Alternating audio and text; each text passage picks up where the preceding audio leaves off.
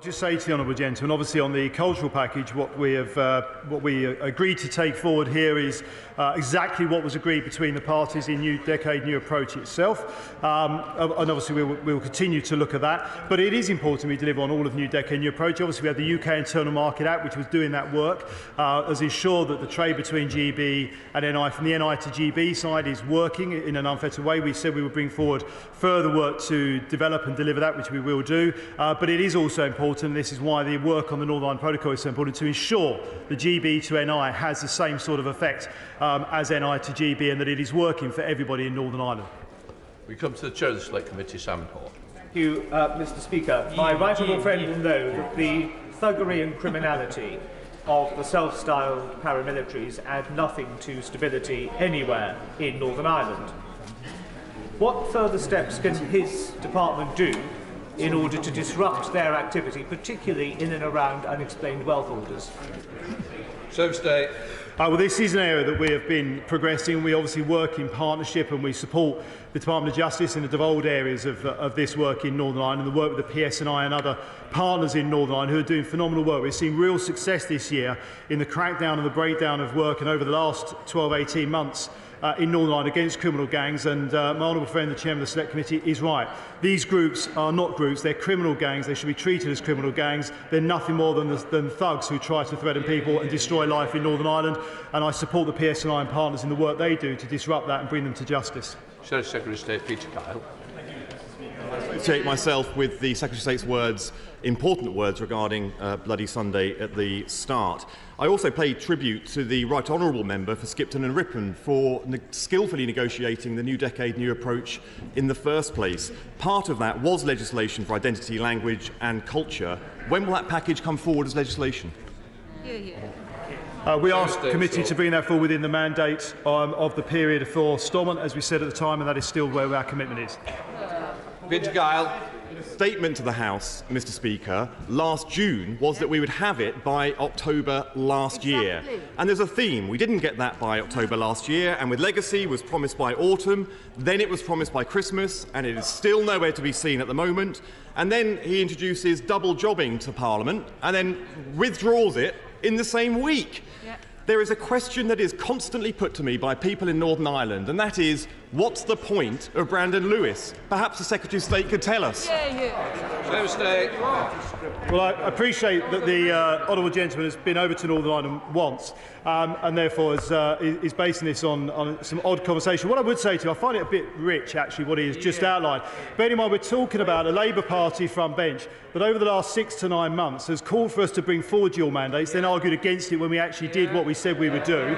A party that first of all calls for us on legacy to make sure we engage widely, that we take into account what people say, and then complains when we do exactly that. It argues that it's a party of the Union, doesn't get involved in Northern Ireland, can't then get its front benches to confirm it supports the Union for Northern Ireland on live TV. So until the Labour Party decides it's a party for the Union and Northern Ireland, I really am not going to take any lessons. Come on, we've got to get through. Teresa Villiers. Ireland Protocol is clearly causing political instability. Will the Secretary of State agree that it needs replacing, not just a few amendments? Well, my right honourable friend makes an important point. The protocol is not working. It is clearly the feedback we get from businesses across Northern Ireland is it's not sustainable in its current form. And that it needs to be dealt with. It needs to be fixed, and that's what the Foreign Secretary and I are working together on to ensure we can do and do well for the people of Northern Ireland. Owen Thompson. To inform, Mr. Speaker. Secretary of State. Thank you, Mr. Speaker. I will, with permission, answer questions 4 and 9 together. We are committed to boosting trade in Northern Ireland, both with the rest of the United Kingdom and indeed the rest of the world. The Northern Ireland Protocol has, as I just said, impacted businesses. It's creating barriers to trade and it is causing disruption. It is our priority to deal with these issues and make the protocol work better for business.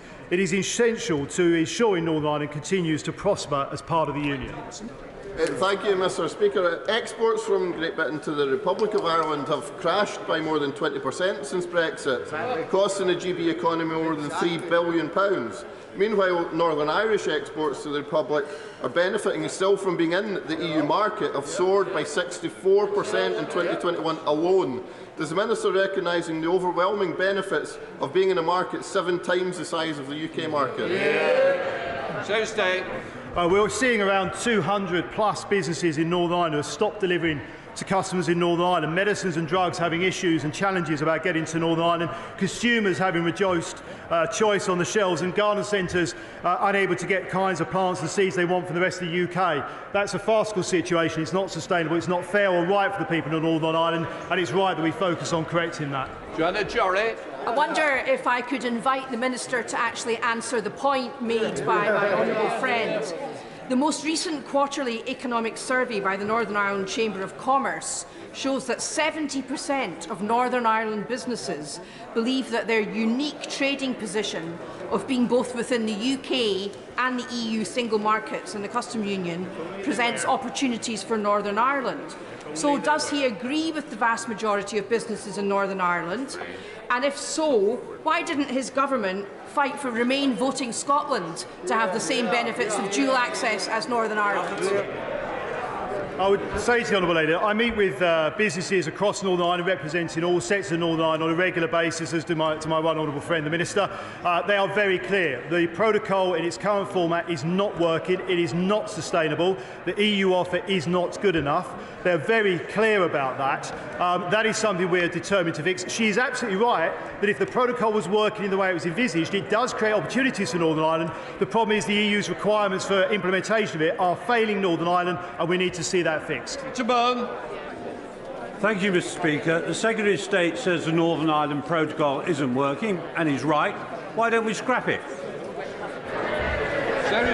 The Foreign Secretary and I and the Prime Minister are absolutely determined to ensure that we resolve the issues for Northern Ireland. We obviously would like to do that in a sustainable, agreed way with the EU. That's the best way to get legal certainty. That's our focus, but we do not rule out anything from the table to deliver for Northern Ireland. Bacon. Mr. Speaker, does my right honourable friend agree that reducing barriers to trade between Northern Ireland and Great Britain is not just desirable, but vital to protecting the integrity of the United Kingdom? Seriously. Yes, my honourable friend is absolutely right. We need to ensure that consumers and businesses in any part of the UK can access products as they would anywhere else in the UK. That's what we're determined to deliver, and that's where our focus and work is. SNP spokesperson Richard Johnson. Thank you, Mr. Speaker, and can I take this opportunity to associate my party with the remarks of the Secretary of State about the anniversary of Bloody Sunday. And our thoughts are very much with those who continue to grieve and who continue to be affected by that to this day. But when it comes to trade, Mr. Speaker, isn't it the case that the government hasn't been ambushed so much by cake as by reality, and that as part of the single market, the economy in Northern Ireland is thriving, while outside the single market, the economy of the UK is labouring? Shouldn't the UK government, with the opportunities presented by the possibility of a change in the Prime Minister, use that opportunity to realign Great Britain with Northern Ireland in the single market and really allow businesses across these islands to flourish? I would just encourage the honourable gentleman to do a little bit more research. It is very good news that the Northern Ireland economy is moving forward, as is the whole of the UK economy. Of course, in Northern Ireland there are more factors, not least of all the scale of the public sector in Northern Ireland compared to anywhere else in the UK. But it is also true to say that the UK is moving forward as one of the fastest, if not the fastest growing economy in the G7, as well as seeing employment going up from where it was even before COVID. That's because this government is focused on delivering for people across the United Kingdom, and I'm sure as a unionist he can understand why I would support that, and I think he should too. Andrew Lower. Question number 5, Mr. Speaker. Minister. Thank you, Mr. Speaker. May I just briefly associate myself with the comments of the Secretary of State on the dreadful events that happened in the city of the Honourable Member for Foyle in 1972, the year of my birth in Belfast. Mr. Speaker, with permission, I will answer questions 5, 8, 13 and 14 together. Officials in the Northern Ireland office are working closely with officials in the Department for Culture, Media and Sport, who are the lead department in government on the Jubilee. My right honourable friend, the Secretary of State, and my noble friend, Lord Kane, are working on a series of events in Northern Ireland to mark Her Majesty's Jubilee and her immense contribution to life in Northern Ireland and to peace and reconciliation on the island of Ireland. Andrew Lowe. Can the Minister describe how he will be encouraging all parts of the NHS across Northern Ireland to celebrate the Platinum Jubilee as one great unifying feature of the Union towards another? Mr. Speaker, my honourable friend makes a really important point. The National Health Service is something that everyone in every part of our great United Kingdom is deeply proud, and it's something that people across Northern Ireland, whatever their allegiance, recognise the immense contribution of frontline staff in the NHS, and I hope that they will be recognised in this Jubilee year. Anthony Higginbotham. Thank you, Mr. Speaker. Her Majesty's Platinum Jubilee is a fantastic opportunity to celebrate our own union far and wide, with people around the Commonwealth and the world joining us on marking the occasion. Could the Secretary of State set out the government's plans on using the Jubilee to showcase the best of Northern Ireland?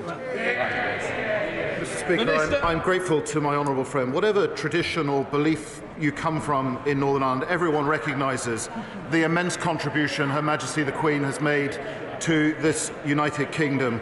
And as I alluded in my first answer, Mr. Speaker, Her Majesty's contribution to reconciliation and mutual understanding of the island of Ireland has been beyond compare, and this will be a fantastic opportunity to celebrate her amazing life and achievements. Thank you, Mr. Speaker. This summer, Her Majesty will award Jubilee medals to armed forces, emergency services, and to prison officers. As things stand, frontline paramedics working for ambulance services will rightly be recognised, but those working in hospital A&E departments and private ambulances might not. Will my right honourable friend work with ministerial colleagues to ensure that all frontline paramedics can have the recognition their work so richly deserves? Minister. Mr. Speaker, I'm grateful to my honourable friend. He makes his point, as ever, powerfully. I'm sure it will be heard. If it isn't heard, I will make sure it is heard by making the point on his behalf to relevant ministers. Under Rosner. Mr. Speaker, as we begin the 70th year of Her Majesty's reign, the Northern Ireland Protocol still seems to threaten free movement of goods between Great Britain and Northern Ireland. So will the Minister take urgent action to stand up to the bureaucratic posturing of the European Union to ensure that saplings of oak trees can be traded freely between Northern Ireland and the rest of the United Kingdom for the Platinum Jubilee? Mr. Speaker, I'm immensely grateful to my honourable friend, the member for Romford. He makes that point incredibly powerfully. Members across the House will look forward to planting oak saplings in their constituencies to mark this amazing achievement of Her Majesty in her Platinum Jubilee. Mr. Speaker, the Foreign Secretary is on the front bench. I know her well. I serve with her in trade. She is on the case. There is absolutely no reason why oak tree saplings should not be planted in Northern Ireland as they are in every other part of the United Kingdom. Ian Paisley. Thank you, Mr. Speaker. The Queen's Green Canopy is a wonderful way to both celebrate the Jubilee and to promote the environment. Tomorrow in Dervock, Bushmills, Ballymoney and Ballymena, a number of schools, primary schools, will be planting trees to mark Her Majesty's Jubilee. Could I encourage the Secretary of State or the Minister of State, or indeed the Foreign Secretary who will be in Northern Ireland tomorrow, to take an opportunity and visit one of those schools and encourage young people as they promote the environment, honour Her Majesty the Queen, and encourage our country to look positively to its future? Minister. I'm grateful to the honourable gentleman. I entirely agree with him. All members across the House will look forward to planting trees on this amazing anniversary of Her Majesty's reign. I was just before Christmas in his own constituency at my grandfather's former primary school in Armoy. This is cross-community, cross-tradition. We're all looking forward to celebrating it, and I will happily accept an invitation, as I'm sure my right honourable friend, the Secretary of State, would, to join him in his constituency to plant a tree. Jamie Stone. Mr. Speaker, the benches behind me know that my wife hails from County Armagh. There's a tremendous link between Scotland and Northern Ireland in terms of music. Recently, the Kiltern Fiddlers in my constituency have played in Northern Ireland at the guests of the Ulster University. Wouldn't it be splendid if we could celebrate Her Majesty's Jubilee by having musical events the length and breadth of our United Kingdom? Shall do. Absolutely. I totally agree with the honourable gentleman, and what a wonderful, harmonious note on which to end Northern Ireland questions. Sir Jones. Thank you, Mr. Speaker. People in Newport West and across Northern Ireland know that Her Majesty has always led by example and demonstrated the highest standards in public life. So can the Minister confirm that this government will be following her example as they mark her Platinum Jubilee? Minister. The Honourable Lady is absolutely right that Her Majesty is an example to us all. And it should unite this House in thanking her for her decades of dedicated service to our country and the Commonwealth. Stephen Farley. Question 6, please. Seriously. Thank you, Mr. Speaker. My engagement with the Northern Ireland business community is extensive, and in fact just this week, as I do every week, I've been in Northern Ireland engaging directly with businesses to discuss the impacts of the protocol as well as any wider concerns or issues. Stephen Farley. The government published its command paper last July. The European Union published 4 papers in October last year. I understand the government has tabled a revised legal text in the negotiations. So does the Secretary of State recognise that there is a desire from businesses in Northern Ireland for much greater transparency around the UK government's negotiating objectives? Look, I would say to the Honourable Gentleman, we've been very transparent and clear with businesses. Both myself and the Minister of Europe and indeed the Foreign Secretary have met with businesses and engaged with businesses, as we will be tomorrow, outlined to exactly what our objectives are, which are to deliver for what businesses in Northern Ireland want, which is to rectify the problems that are hampering their businesses in Northern Ireland. We need to correct the protocol, and the EU needs to show some flexibility to make that work. We now come to the final question. Shadow Minister Tony Hunt on the answer. Mr. Speaker, when it comes to negotiations with the European Union, this government told us we could have our cake and eat it. But we have a harsh reality, Mr. Speaker. A Prime Minister ambushed by cake while businesses in Northern Ireland are crying out for certainty. Exactly. So when will this government finally bake off and deliver a veterinary agreement? Well, Mr. Speaker, I'll ignore the cakeism directed by the opposition front bench and just say to your lady, it's good to see her finally supporting the UK government, which Labour failed to do, while we are focused on delivering for Northern Ireland, rectifying the protocol, fixing the problem. Get on board!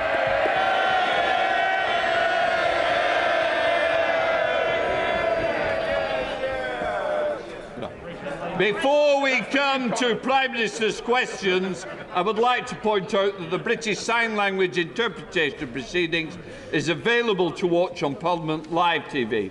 We start with Prime Minister's questions. Kettle. Question number 1, Mr. Speaker. Prime Minister. Mr. Speaker, as my right honourable friend, the Secretary of State for Northern Ireland, remarked to the House earlier this morning, this Sunday marks a tragic day in our history. This was one of the darkest days of the Troubles. And that's the 50th anniversary of Bloody Sunday. And I echo his call to learn from the past, to reconcile and build a shared, peaceful and prosperous future. Mr. Speaker, this morning I had meetings with ministerial colleagues and others. In addition to my duties in this House, I shall have further such meetings later today. I associate my remarks with the Prime Minister on Bloody Sunday.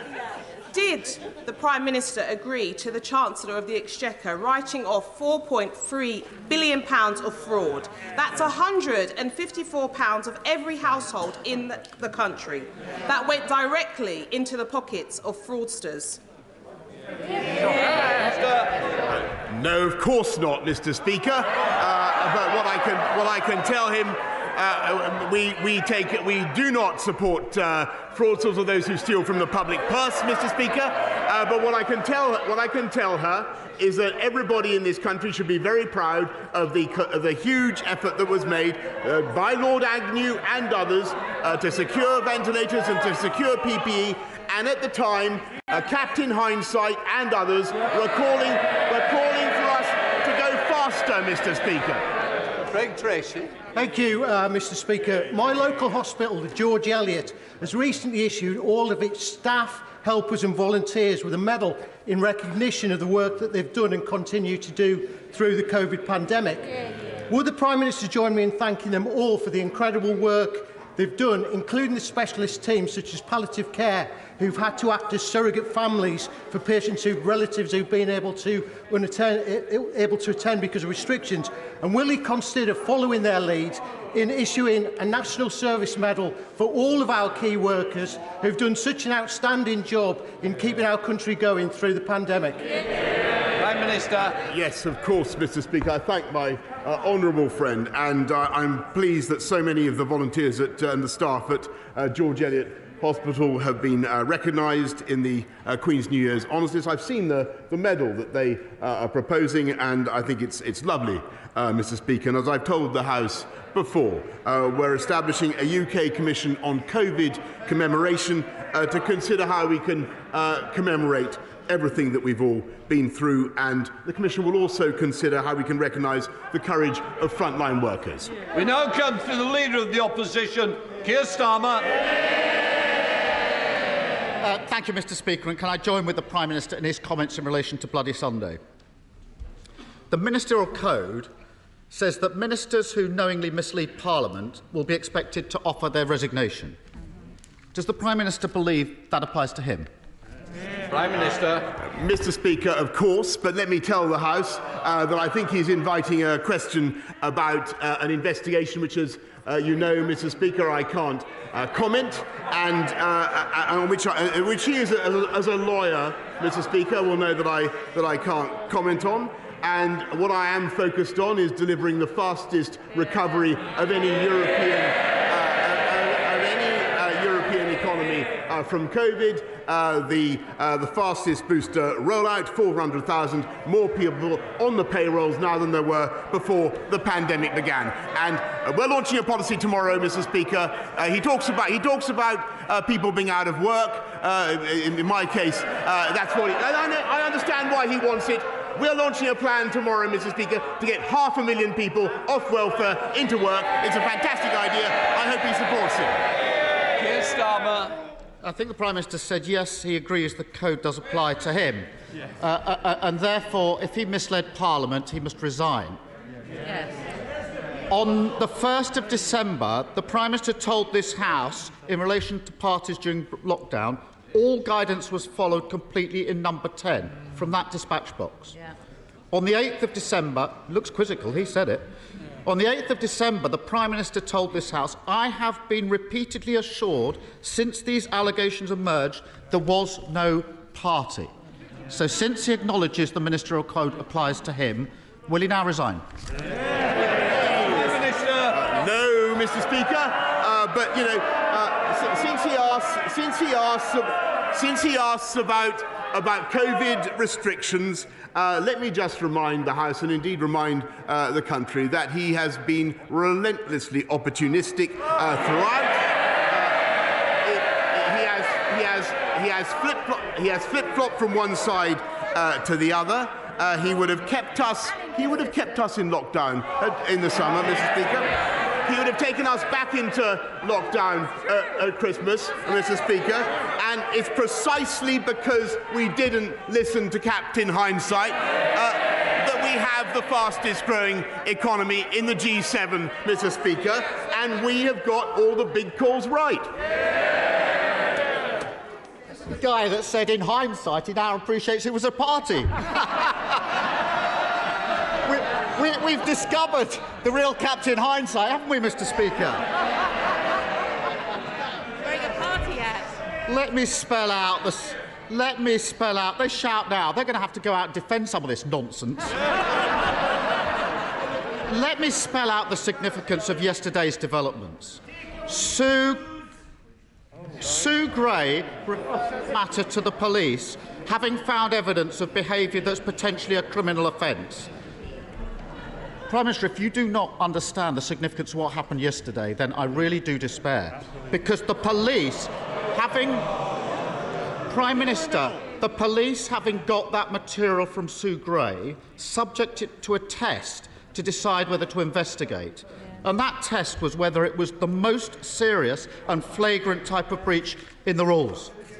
The police spelt out that what they meant by that those involved knew or ought to have known what they were doing was an offence, and that there was little ambiguity about the absence of any reasonable defence.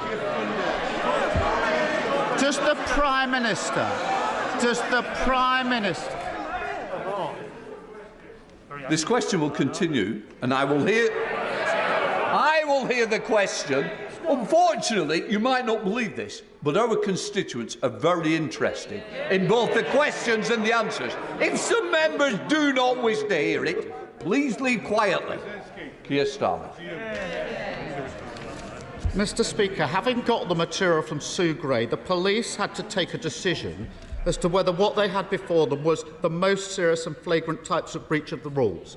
If members want to laugh at that, laugh. The police spelt out what they meant. They decided on the material they've already got that those involved knew or ought to have known what they were doing was an offence, and that there was little ambiguity around the absence of any reasonable defence. Does the Prime Minister really not understand the damage his behaviour is doing to our country? Mr. Speaker, I hope that the right honourable gentleman understands that although the issue that he raises is important, there is simply no way, as he knows, as a lawyer, that I can comment on the investigation that he is currently taking place. But what he also knows, he talks about the most serious issue. He talks about the most serious issue before the public today and before the world today. It's almost as though he was in ignorance of the fact, Mr. Speaker, that we have a crisis on the borders of Ukraine, and I can tell him what is going on in the cabinet room of this country is that the UK government, no, Mr. Speaker, the UK government is bringing the West together so that we have, led by this government and this Prime Minister and our Foreign Secretary and Defence Secretary, to bring the West together to have the toughest possible package of sanctions to deter President Putin from what I think would be a reckless and a catastrophic invasion. That is what this government is doing. We're getting on with the job, and I think he needs to raise his game, frankly.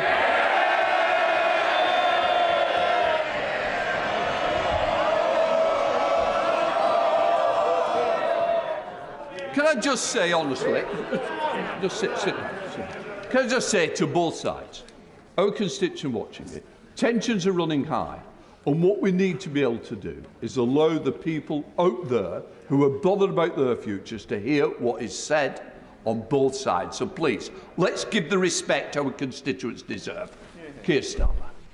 Mr. Speaker, this was the Prime Minister who went into hiding for 5 days because of these allegations. Talk to me about being around for the allegations. Mr. Speaker.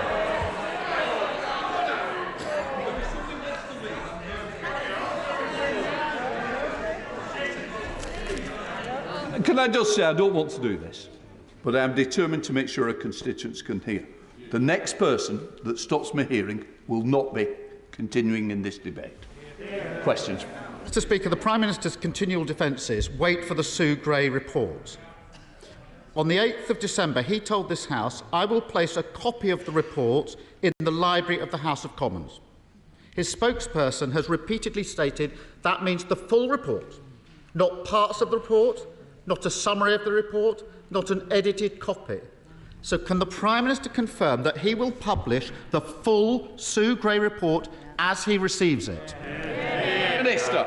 Mr. Speaker, what I can tell him is that we've got to leave the report to the independent investigator, as he knows, and of course, when I receive it, I will do exactly what I said. But I can tell him that in the meantime, I think what the people of this country want to hear is what we're doing to tackle the issues that matter to all of us, fixing the cost of living, Mr. Speaker, helping people across the country, by lifting the living wage, Mr. Speaker, by helping people with their fuel costs, Mr. Speaker, as this government is, and by cutting the tax of people on universal credit, cutting the tax by £1,000. And, Mr. Speaker, that party opposite are committed to abolishing universal credit. That's their policy. Keir Starmer. Cutting the tax. The police say the evidence meets the test. Frankly, the public have made up their minds. They know he's not fit for the job, and that's what really matters here. Throughout this scandal, the Tories have done immense damage to public trust. When the leader of the Scottish Conservatives said the Prime Minister should resign, the leader of the House called him a lightweight. English Conservatives publicly undermining the Union by treating Scotland with utter disdain. How much damage are the Prime Minister and his Cabinet prepared to do to save his skin? Minister. Well, Mr. Speaker, I think that he was offering a yet more general criticism of what's been going on in Downing Street. Let me just remind the House of what's been going on in Downing Street. We've been prioritising the COVID backlogs, Mr. Speaker, investing massively in 9 million more scans so that people get the treatment that they need and that they've been waiting for, and making sure that we have 44,000 more people in our... Yes, it says it's rubbish. They didn't vote for it, Mr. Speaker. They don't support it. 44,000 more people in our NHS now than there were in 2020, Mr. And we're fixing social care, Mr. Speaker, which governments have neglected for decades, and Labour did absolutely nothing. They have no plan at all to fix the NHS or to fix social care. Vote Labour, wait longer. Here's Farmer. The reality is that we now have the shameful spectacle of a Prime Minister of the United Kingdom being subject to a police investigation.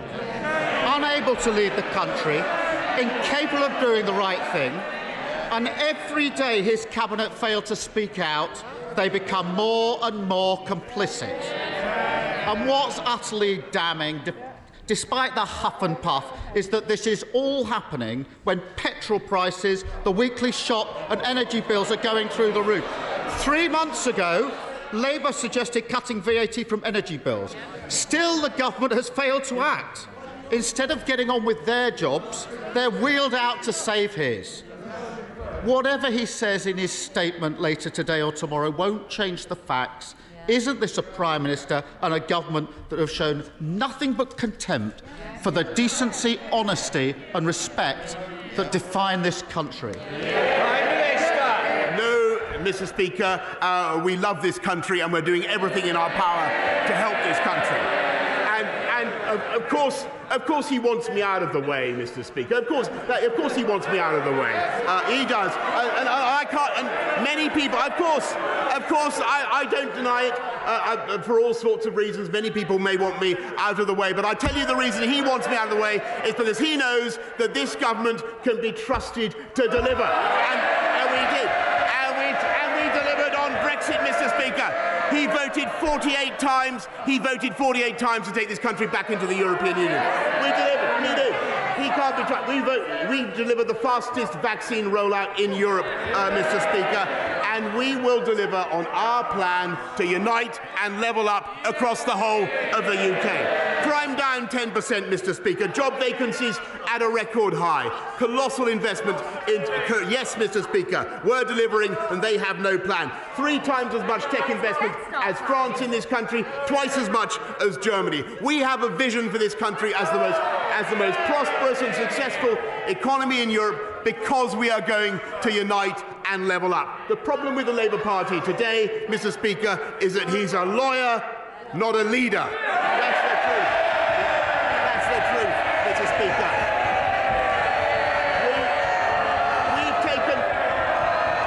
We've taken the tough decisions. I can't hear what the Prime Minister's got to say. No.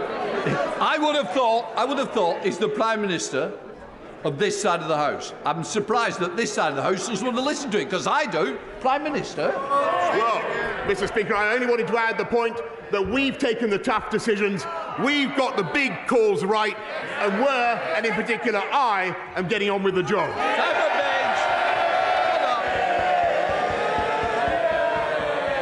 Thank you, Mr. Speaker. In Clwyd South, the Welsh Government has been dragging its feet on urgent repairs to the Newbridge Road, while in contrast, the Prime Minister and his government have delivered record Levelling Up Fund investment of £13.3 million along the Dee Valley. From the Trevor Basin to Llangollen and Chirk and on to Corwin. Will the Prime Minister comment on how the next phase of the Levelling Up Fund will bring hope and prosperity to other communities right across our proud union of the United Kingdom? Prime Minister. I thank my honourable friend very much, and what pleasure it gives me to address the member for Clwyd South, where I tried unsuccessfully so many years ago. And I'm delighted that a Conservative government is now investing so massively in levelling up in Clwyd South and across the whole of Wales. We now come to the Leader of the SNP, Ian Blackford. Thank you, Mr. Speaker. And can I associate myself with the remarks of the Prime Minister on Bloody Sunday? And I'm sure, Mr. Speaker, you and the entire House will want to commemorate tomorrow the Holocaust Memorial Day, when 6 million Jews lost their lives at the hands of the regime of Hitler. And of course we remember other genocides, not least more recently in Bosnia, and we all pray for continued peace in that country. Mr. Speaker, at the heart of this matter we have a Prime Minister who is being investigated by the police for breaking his own laws. Absolutely unprecedented. A man who demeans the office of Prime Minister. This is the latest in a rap sheet that is already a mile long. Illegally proroguing Parliament, misleading the House, decorating with dodgy cash, partying while the public suffered. Every moment he stays, he is dragging out the agony for families who are reminded of the sacrifices they made, and dragging his party further through the dirt. The public knows it, the House knows it, even his own MPs know it. Yeah. When will the Prime Minister cop on and go? Yeah. Mr. Speaker, I want to join the right honourable gentleman and echo his sentiments about Holocaust Memorial Day, where I think he is completely right. But I must say that he made the same point last week.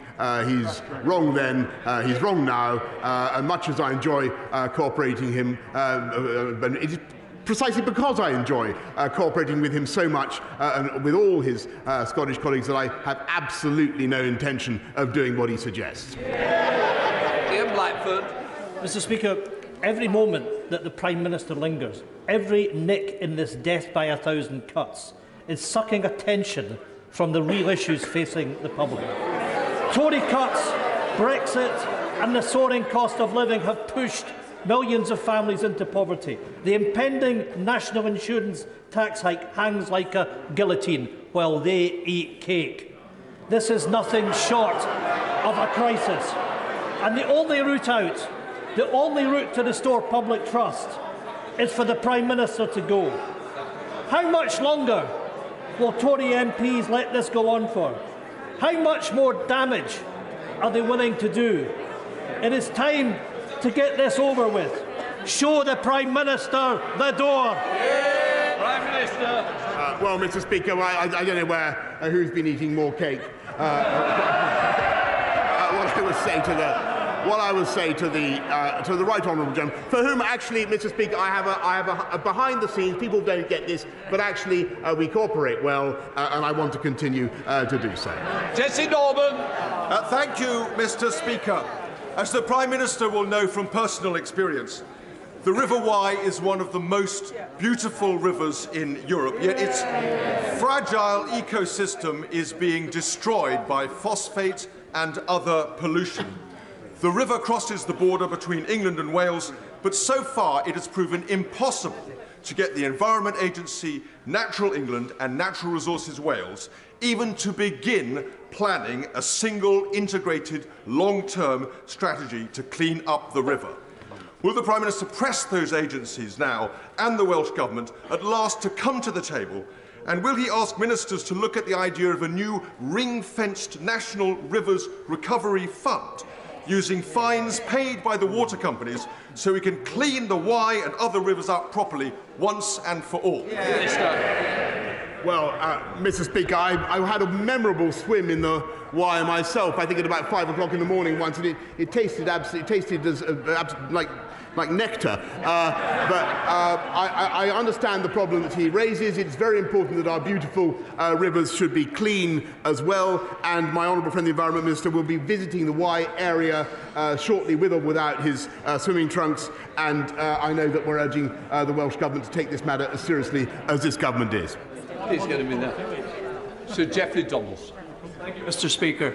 The Prime Minister will know that many families across the United Kingdom are struggling with the increased cost of living and rising energy costs. But in Northern Ireland, that is compounded by the protocol. 27% is the increase in the cost of bringing goods from Great Britain to Northern Ireland when we can get access to those goods. It is costing business £2.5 million every day, almost £1 billion a year, the cost of the protocol. The Prime Minister talks about uniting this nation and levelling up. He could do that by removing the Irish Sea border and restoring Northern Ireland's place fully within the UK internal market. Prime Minister. Mr. Speaker, I must say that I support passionately the indignation of the right honourable gentleman opposite. And yes, Mr. Speaker, I never thought when we negotiated that this would be 200 businesses have stopped supplying Northern Ireland. Foods are being blocked, Mr. Speaker. Christmas cards are being surcharged. And frankly, Mr. Speaker, the EU is implementing this in an insane and pettifogging way. And we need to sort it out, and I completely support what he's saying. Philip Dunn. As my right honourable friend, the Prime Minister, seen the report published earlier this month by the EAC, making recommendations about what else should be done in addition to the welcome measures in the Environment Act to clean up our rivers, including the River Wye, but all our rivers. One of the recommendations was that DEFRA should give guidance to Ofwat to require water companies to invest much more in water treatment in the next round of capital spending approvals. Will he encourage his Secretary of State to give this guidance in the strategic policy statement to Ofwat expected shortly? Prime Minister. Thank you very much. Yes, Mr. Speaker, my right honourable friend is completely right. I welcome the report by his committee. This government is going further and faster than any other government hitherto to protect and improve the health of our rivers and seas. Lord Russell-Moyle. Thank you, Mr. Speaker. Happy unbirthday to him. Happy unbirthday to him, because just like the Mad Hatter, he didn't need the excuse of a birthday to have a party, but it did help, didn't it? So when he had groups of people singing to him when illegal gatherings indoor were illegal and communal singing was banned, my constituents think that he has lied. My constituents think that he lied to this House, and my constituents think he lied to them when he was partying and telling them all... Order. In passing what your constituents say, but you can't continue to labour that one point. Lord Russell-Moyle. So, I would prefer to be led by a lawyer than a liar. Will he now resign?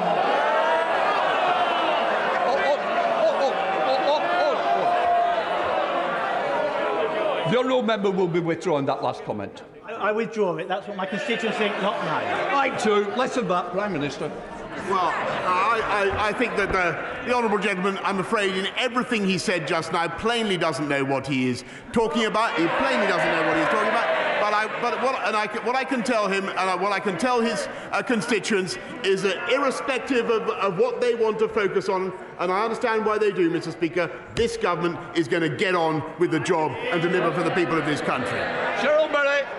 Mr. Speaker, the great people of Cornwall voted in our Prime Minister on a promise to get Brexit done. He was successful. Faced with the global pandemic, our Prime Minister set out to build a world-beating vaccination programme to save lives. Mr. Speaker, he was successful. He's now lifted COVID restrictions against huge pressure not to do so, and he's got the economy back on track. Can I ask my right honourable friend, the Prime Minister, will he continue to deliver on the priorities of my constituents and the millions millions across this country who voted for him in 2019.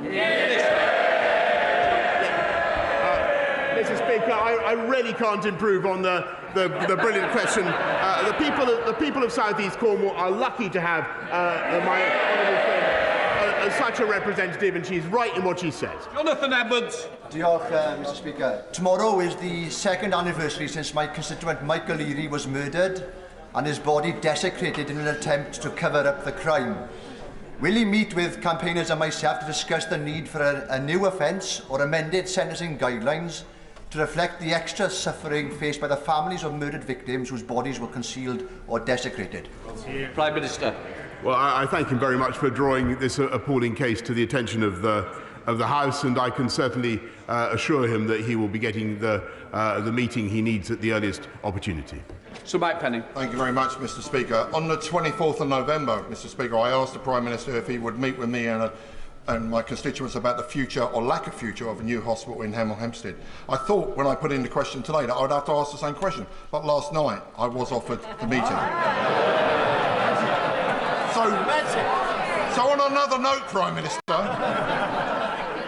many children in this country are suffering from a special form of seizure, which medical cannabis prescribed by a consultant actually helps them live. Only 2 children in this country get that free on the NHS. The rest of those children have to beg, borrow and scrape with their families to try and get that prescription issued by a consultant paid for. Can the Prime Minister please use the political will? I know the Secretary of State has the political will, but please push this forward so these children live. Prime Minister. I thank my honourable friend. I'm delighted he has the meeting that he wanted. We've already changed the law to allow doctors to prescribe cannabis products where clinically appropriate. But, Mr. Speaker, we're very keen to support it, provided the MHRA is happy as well. Richard O'Reilly. Thank you, Mr. Speaker. Threats and intimidation, bribery and blackmail, racism and Islamophobia.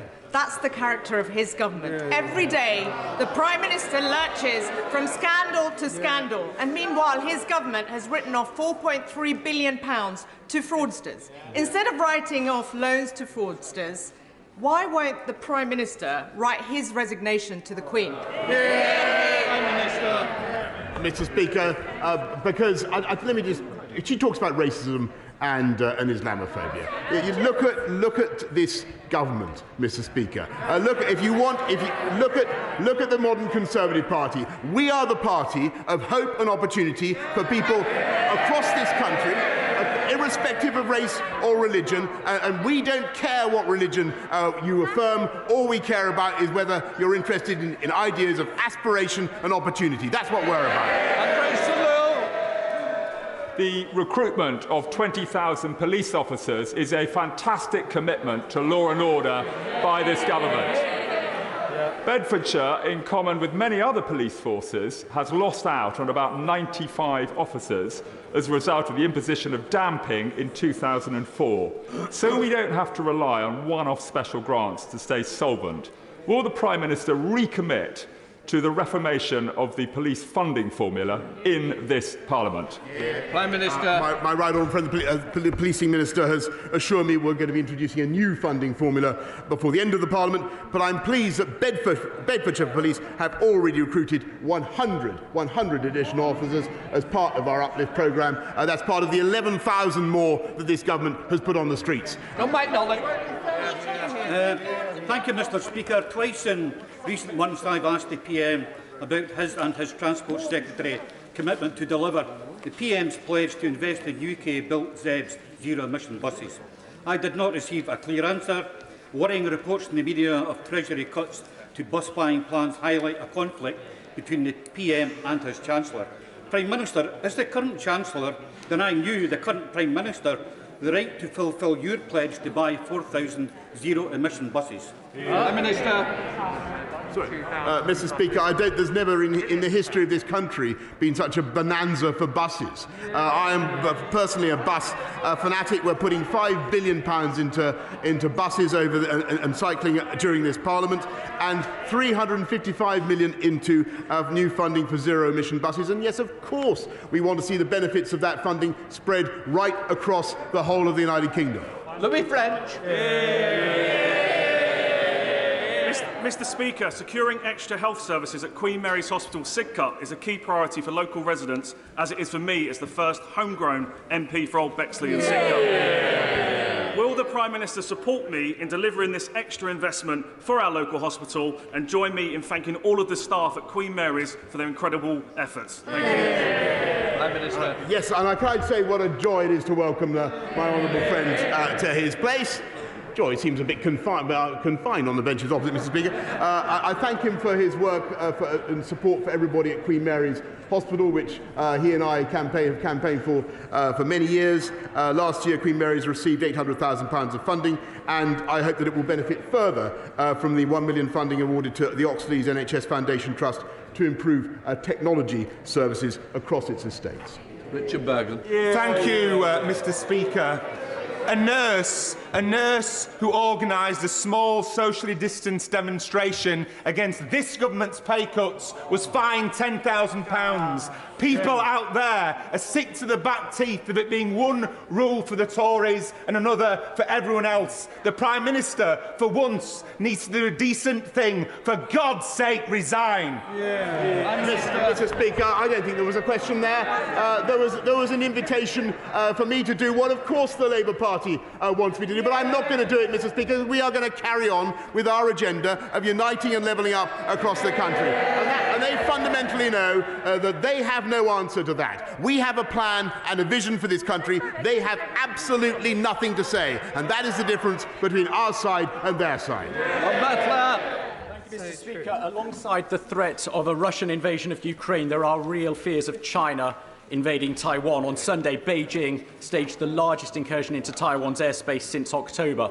Does my right honourable friend agree with me that military aggression and threat of occupation are never acceptable anywhere in the world? And will he confirm that under this Conservative government, the UK will always be at the forefront of standing up forcefully for freedom and democracy, security and stability? Yes, I thank my honourable friend. I want to tell him that the Chinese military flights that have taken place near Taiwan in recent days and months are not conducive to peace and stability in the region. And what we need is a peaceful and constructive dialogue by people on both sides of the Taiwan Strait. And I know that is what my right honourable friend, the Foreign Secretary, and all colleagues are working for. That ends Prime Minister's questions. For those who are not staying for the UQ, please leave quietly.